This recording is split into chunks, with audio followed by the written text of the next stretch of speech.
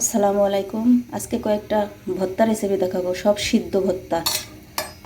একসাথে কয়েকটা উপকরণ দিয়ে সিদ্ধ দিয়ে দিচ্ছি একটু মুসুরির ডাল, পলিথিনে করে আমি গিট মেরে দিয়েছি, ডিমও দিয়েছি,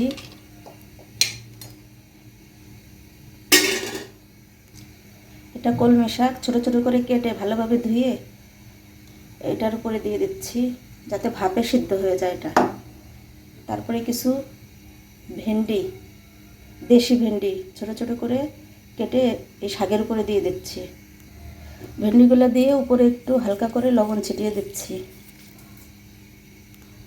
তারপর ঢাকনা দিয়ে দেব। সিদ্ধ দেওয়া ভর্তাগুলো এখন একটু দেখে নেব। প্রথমে আমি দিয়েছিলাম করে যে এটা ভেন্ডিটা আর শাকটা, এটা সিদ্ধ হয়ে গেছে, দেখেন কতটা সুন্দরভাবে সিদ্ধ হয়ে গেছে, সবুজ সবুজ কালারও আছে। অন্য সবজিগুলো আমি নামিয়ে নিয়েছি, একসাথে 10 প্রকারের ভর্তা সিদ্ধ দিয়েছিলাম, সেইগুলো সিদ্ধ হয়ে গেছে। এখন হালকা একটু ঠান্ডা হয়ে গেলে পরে আমি একটা একটা করে মাখিয়ে নিব। ভর্তাগুলো বানানোর জন্য কিছু শুকনো মরিচ ভাজি করে রেখেছি আগেই, কিছু পেঁয়াজ কুচি করে রেখেছি। শুকনো মরিচ ও পেঁয়াজ কুচিগুলি লবণ দিয়ে ভালোভাবে মাখিয়ে নিচ্ছি। তারপরে দিয়ে দেব সরিষার তেল, পরিমাণ মতো সরিষার তেল ভালোভাবে মাখিয়ে ডিম ভর্তাটা মাখিয়ে নিব।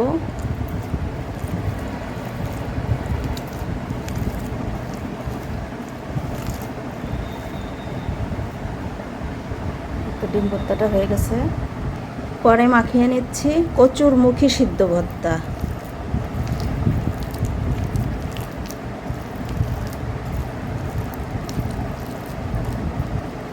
ভর্তাটাও হয়ে গেল আমার। তারপরে মাখিয়ে নিব আলু ভর্তাটা। এর সাথে আমি আলুর সাথে একটু ঘি দিয়েছি যাতে ফ্লেভারটা অনেক সুন্দর আসে।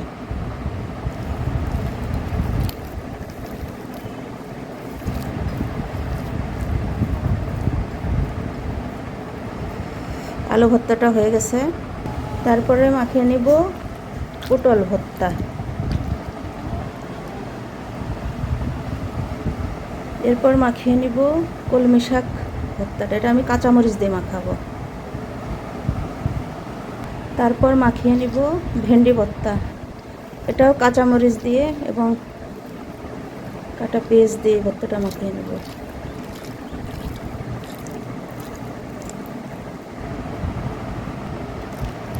ভেন্ডি ভর্তাটাও মাখা শেষ। টমেটোটাও আমি ভালোভাবে ভর্তা করে নেব। টমেটো ভর্তাটাও মাখানো হয়ে গেল। লাউয়ের গোলা ভর্তাটাও মাখিয়ে নিব।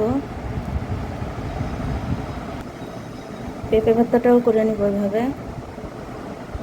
তারপরে ভর্তা করে নিব মুসুরির ডাল সিদ্ধটা, ওই যে পলিথিনে করে সিদ্ধ দিয়েছিলাম ওটা কেটে বের করে নিয়েছি, এটা আমি মাখিয়ে নিব।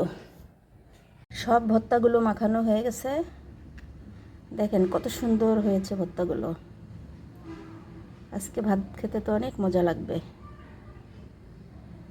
কত সুন্দর হয়ে গেছে। একসাথে 10টা উপকরণ দিয়ে সিদ্ধ ভর্তা রেসিপি।